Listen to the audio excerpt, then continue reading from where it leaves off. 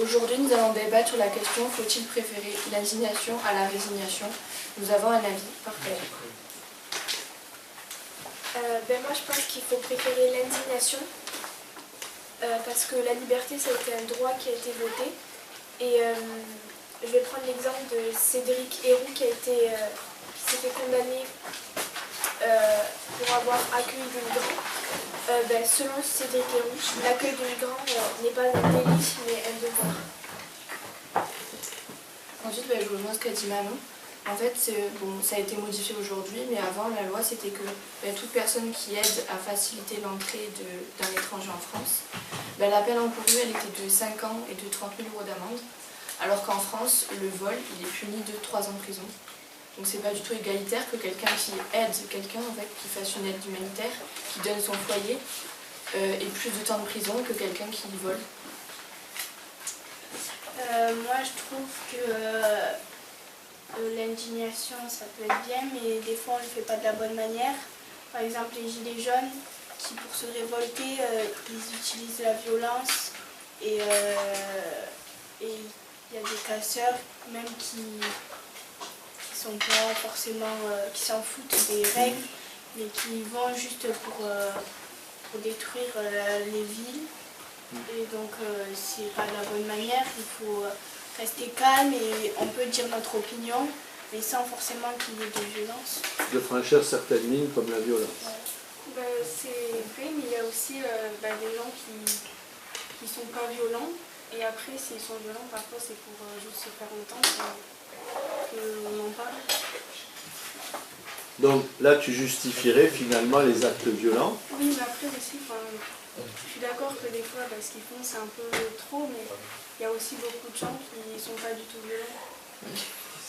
Et on les cache derrière. Oui. Et puis les casseurs, ils ne font pas forcément partie du groupe des gilets jaunes. C'est quand même à part. Donc, et oui, quand on se révolte et quand on s'indigne, il faut peut-être faire des actes forts parce que sinon ça n'avancera pas et rien ne changera.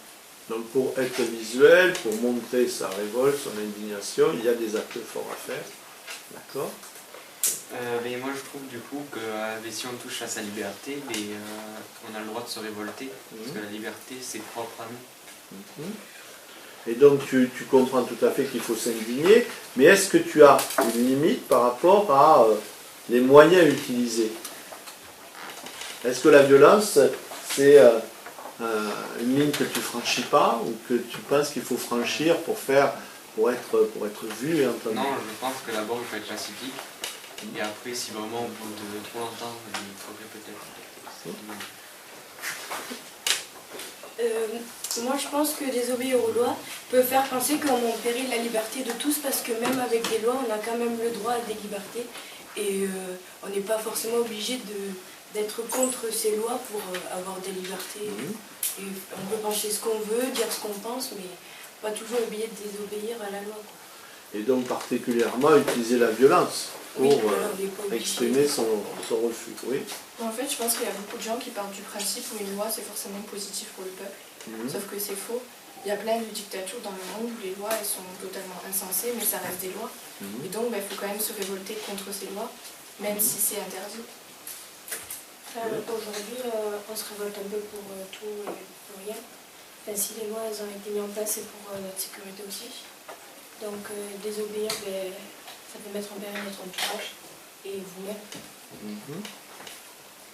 Oui, mais quelquefois il faut se révolter parce que, par exemple, avec le régime nazi, la loi de Nuremberg, il faut quand même se révolter parce que c'est quand même injuste certainement, comme le disaient les Romains. Mais quelle est la différence? Alors, vous appuyez sur la loi. Il y a la loi issue d'un régime totalitaire et la loi dans une démocratie. Est-ce qu'il y a pour vous une différence entre les deux? Oui. La loi dans un régime démocratique, elle est un peu votée par le peuple. On entend le peuple. Consulter, voter, débattu. Du coup, normalement, on est d'accord avec cette loi, donc on n'a pas besoin de se révolter. Mais il y a des fois, la loi, en fait, on fait croire qu'elle a été votée par le peuple alors que c'est faux. C'est juste le dictateur qui l'a écrit et qui a dit, voilà. Donc ça, il y a deux différences. Tu sépares les deux origines d'une loi, dans un régime totalitaire qui est voté par une minorité ou choisi par un homme, et celle dans une démocratie. Allez-y. Parce qu'après aussi, même si les lois elles sont votées dans un régime démocratique, par exemple, il y a une loi contre l'avortement, je ne sais plus, aux États-Unis, je crois que c'était. Et ça a été voté que par des hommes, donc on n'a pas vraiment consulté l'avis des femmes, alors que c'est les femmes qui sont concernées. Oui. Donc, pourtant, les États-Unis sont une démocratie, hein, mais... Oui. De toute façon, quoi que l'on vote, il y aura toujours une opinion partagée, il y a toujours des gens qui sont pour et des gens qui sont contre. Donc au final, il va toujours avoir de la révolte. Donc, Et oui, mais comment départager? Quel est le moyen de départager finalement? Justement, il faut se résigner quelquefois parce que tout le monde ne peut pas être d'accord. Donc c'est toujours là, s'il y a une majorité qui est pour une loi, il faut, même si ça ne nous plaît pas, il faut l'accepter. Sinon, il y aura tout. Il faut essayer de comprendre aussi pourquoi cette loi elle a été votée. Si elle a été votée, c'est qu'il y a eu plus de gens qui étaient pour. Donc ça ne peut pas toujours aller dans notre sens. À un moment donné, il faut trancher. Et, je dirais le système de la majorité fait son... Oui. Mais il y a quand même des lois qui sont criminelles, voire inhumaines. Et donc là, je pense qu'il faut vraiment se révolter parce que sinon, ça peut finir mal. C'est-à-dire qu'il y a des lois, même si elles sont votées par une majorité, il faut peut-être à un moment donné les faire changer, les faire évoluer, je ne sais pas. Oui, les faire évoluer plutôt. Vous avez des exemples, allez-y. Parce qu'après, peut-être que les mentalités elles changent avec le temps. Et je pense aussi les gens ils ont peut-être peur en fait de se révolter parce que comme on voit en fait quand on se révolte, on a forcément une peine, on a forcément une amende. Et du coup ils sont peut-être pas d'accord avec cette loi mais ils ont peur. Il ne faut pas avoir peur de se révolter. Donc ils se résignent finalement à les voter. Oui, mais par défaut, je pense. Ils ne se résignent pas parce qu'ils en ont envie, en fait, c'est parce que c'est par défaut. Et du coup, faut accepter et il faut se révolter, même si on sait que ça peut être dangereux. Ou ça peut être difficile, pas forcément dangereux, mais difficile, oui. Aujourd'hui, les lois s'améliorent avec le temps, comme avec l'orientation sexuelle. Oui, vas-y. Les mariages sont acceptés, alors qu'on revient en arrière, non, il faut laisser le temps aussi aux lois d'évoluer, de s'adapter à une société qui change, notamment l'idée de mariage, effectivement, pour tous. Oui. Si ça a été accepté, ces lois, c'est parce qu'il y a des gens qui se sont révoltés. Elles ne se sont pas fait seules. Oui, mais elles ne se sont pas fait entendre que par des manifestations. On revient comme au début, où il y a presque que des casseurs. Tout est cassé au final, c'est pas comme ça qu'une loi va être votée. Oui. Oui, mais c'est surtout grâce aux révoltes et aux manifestations que les lois ont pu évoluer. Parce que sinon, on serait resté comme dans l'histoire. Avec des lois dépassées par rapport à la société qui a changé. S'il n'y avait pas eu de révolte, ce serait... De révolte, de manifestations, de coups de force peut-être, de montrer qu'on existait. Oui, allez-y. Au départ, si on part de la Révolution française, c'est grâce à une révolution qu'on a tous nos droits aujourd'hui. Donc ça veut dire que si les gens à l'époque, ils auraient eu, ils ne se seraient pas indignés, mais aujourd'hui on n'aurait pas le droit, par exemple, de débattre là, on n'aurait pas le droit de dire notre opinion. Et donc il faut remercier en fait les gens qui se révoltent parce que ça nous permet aujourd'hui d'être aussi libres. Mais quand on se révolte, est-ce qu'on est toujours obligé de casser pour se faire entendre? On n'est pas obligé de parler normalement au lieu de casser à chaque fois? Et ça ne marche pas. C'est pour ça qu'il faut se manifester. Si on part de l'actualité, de ce qui se passe en ce moment, avec toutes les manifestations qu'il y a eu, excusez-moi, il n'y a rien qu'à bouger. Au contraire, ça s'est empiré. Donc peut-être qu'à un moment, il faut se résigner, il faut arrêter. Alors arrêter ou peut-être trouver d'autres moyens. Il faut trouver un terrain d'entente, parce que ça avance à rien. Oui. Allez-y. Oui, mais je comprends ton opinion, Lina. Mais c'est aussi, il n'y a pas que aux gens qui manifestent de faire des efforts, il y a aussi à l'État. Parce que à la force publique qui doit écouter, entendre, Il faut qu'il y ait un progrès des deux côtés pour arriver à avancer. un compromis, oui. Et après, avant, je pense que c'est de pire en pire parce qu'avant on se manifestait, mais on n'était pas tout le temps dans la violence, etc. Et il y a des lois qui ont abouti même on peut manifester.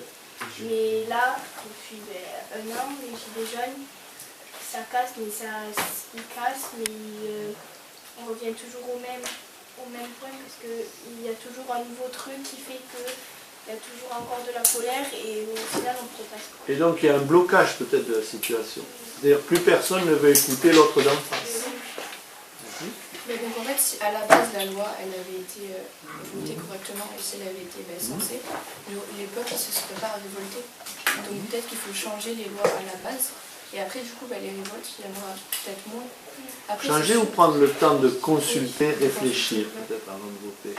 Parce que, certes, les casseurs, il y en aura tout le temps des casseurs, mais je pense pas que les casseurs soient des gens qui se révoltent.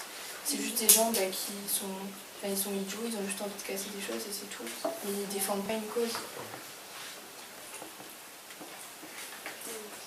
Oui, je suis d'accord, mais après, vous dites que la violence, on ne peut pas être violent, mais par exemple, la Révolution française, elle a été très violente et c'est grâce à ça que ça a marché.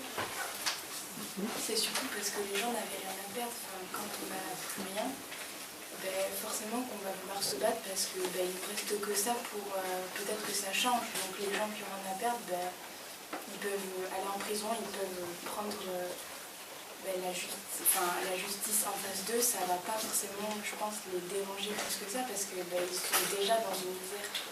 Parce qu'en face, finalement, rien ne bouge. La Révolution française, finalement, le système social ne changeait pas, l'inégalité était de fait, et on ne voulait pas faire évoluer un système. Donc, à un moment donné, effectivement, peut-être de manière courte, ils n'ont plus rien à perdre, pourquoi pas, finalement, abattre le système. Oui. Moi, je pense, si on en revient aux Gilets jaunes, je pense que le gouvernement, il ne les écoute pas parce que, certes, ils défendent un projet, mais derrière, il y en a d'autres qui cassent tout et du coup, ils les mettent dans le même top. Moi, je suis d'accord avec ce que vous pensez, mais juste pourquoi carrément désobéir? Vous avez le droit de ne pas être d'accord et tout, mais de là à casser, à vouloir... je ne sais pas si c'est une façon de vous faire entendre dans ce que vous faites, mais on n'est pas obligé de prendre des proportions aussi fortes pour pouvoir nous faire entendre, même si vous ne faites pas forcément entendre, même les gilets jaunes ne se font pas forcément entendre, donc ils veulent faire ça. On n'est pas obligé, c'est pas avec des manières fortes qu'on va arriver à se faire entendre. Après, au tout début des manifestations, c'était pas violent en fait. C'est juste que ça a tellement traîné, le gouvernement n'a pas voulu changer sa loi, et c'est là que les casseurs ont commencé à arriver. Il y a un an, au tout début des manifestations de Gilets jaunes, il n'y avait pas de casseurs dans les rues. Et alors, moi je vais jouer un peu l'avocat du diable.